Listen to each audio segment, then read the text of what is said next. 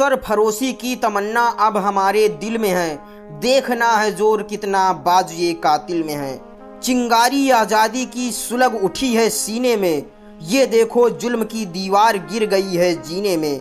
वो लहरें क्या रोक सकेंगी तूफानों की रवानी को, जो उठी है इस देश की मिट्टी के दीवाने सीने में।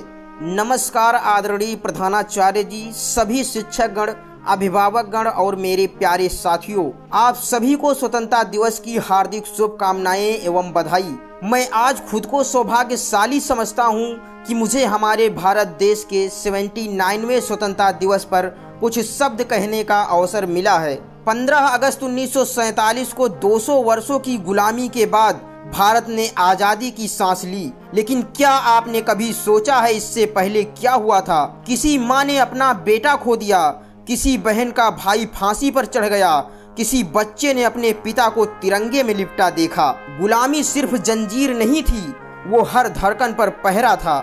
भगत सिंह ने फांसी से पहले कहा था, सरफरोशी की तमन्ना अब हमारे दिल में है, लेकिन क्या हमने उस तमन्ना को बचाकर रखा है? गांधी जी ने सत्य और अहिंसा को अपना हथियार बनाया, लेकिन क्या आज हम सच बोलने से भी डरते हैं? नेताजी सुभाष चंद्र बोस ने कहा था, तुम मुझे खून दो, मैं तुम्हें आज़ादी दूंगा। और आज हम क्या दे रहे हैं? सिर्फ शिकायतें। सोचिए, अगर आज भगत सिंह वापस आ जाएं और देखें कि देश में नेता आपस में लड़ रहे हैं, लोग धर्म के नाम पर बटे हुए हैं, बेटियां आज भी असुरक्षित हैं, तो क्या कह पाएंगे, हाँ हमने जिस भारत का सपना देखा था वो ये है? मेरे दोस्त, ये मत सोचिए कि हम छोटे हैं। हर बड़ा बदलाव एक छोटे इरादे से शुरू होता है। एक ईमानदार छात्र आने वाला ईमानदार अफसर बन सकता है, एक मेहनती बच्चा देश का अगला वैज्ञानिक हो सकता है, और एक इंसान इस देश का सबसे बड़ा हीरो बन सकता है। हम सिर्फ बच्चे नहीं हैं, हम वो बीज हैं फ्यूचर के, जिससे भारत का भविष्य बनेगा। कुर्बान हो गए जो देश के लिए, वो इतिहास बन गए। जो सिर्फ जिए अपने लिए, वो सिर्फ किताब बन गए। 1999 का साल, कारगिल की पहाड़ियां, 18,000 फीट की ऊंचाई और हड्डियां जमाने वाली ठंड। दुश्मन ने हमारे भारत देश की जमीन पर कब्जा किया था, और तब भारत माँ ने अपने वीर सपूतों को पुकारा।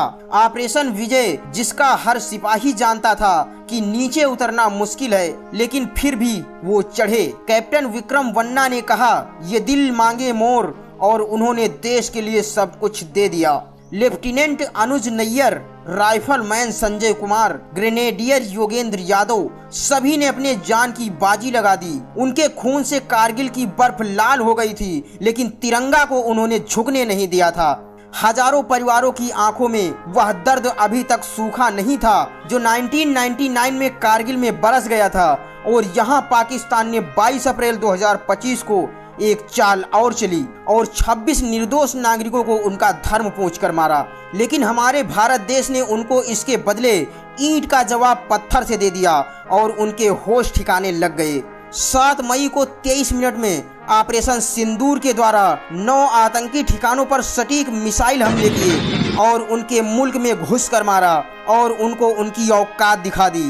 धन्य है वो सैन्य बल, धन्य है वो माँ, जिसके सपूत वीरों ने अपने जान की परवाह न करते हुए हमारे लिए अपने जान की बाजी लगा दी। चलो आज सिर्फ भाषण ना दें, एक वादा करें कि हम सच बोलेंगे, हम मेहनत करेंगे और हम इस देश को वैसा बनाएंगे जैसा हमारे शहीदों ने सपना देखा था। मुझे गर्व है कि मैं उस देश में जन्मा हूँ जहाँ बेटा शहीद होता है तो माँ कहती है मेरा दूसरा बेटा भी तैयार है। मुझे गर्व है कि मैं उस देश में जन्मा हूँ जहाँ बाप को शहीद हुए 1 साल भी नहीं होते और बेटा कहता है माँ मुझे भी आर्मी में जाना है। तिरंगे की ये आन है, शहीदों की ये पहचान है, मर भी जाए तो क्या हम, वतन के नाम ही तो जान है। कुछ न पूछो हमने क्या खोया क्या पाया है, वो देखो बॉर्डर पर कोई आज भी तिरंगा लहराया है। ये मत कहना कि बस भाषण सुनाया है, हमने यहाँ से आज एक वादा उठाया है। यूनान मिस्र रूमा सब मिट गए जहाँ से, अब तक मगर है बाकी नामो निशा हमारा। कुछ बात है कि हस्ती मिटती नहीं हमारी, सदियों रहा है दुश्मन दौरे जहाँ हमारा, सारे जहाँ से अच्छा हिंदुस्तान हमारा, हिंदुस्तान हमारा। जय हिंद, वंदे मातरम। अगर ये वीडियो अच्छी लगी हो तो एक लाइक और सब्सक्राइब करके ही जाना, जिससे अगली वीडियो की नोटिफिकेशन आपको सबसे पहले मिल सके। चलिए मिलते हैं अगली वीडियो में, तब तक के लिए धन्यवाद।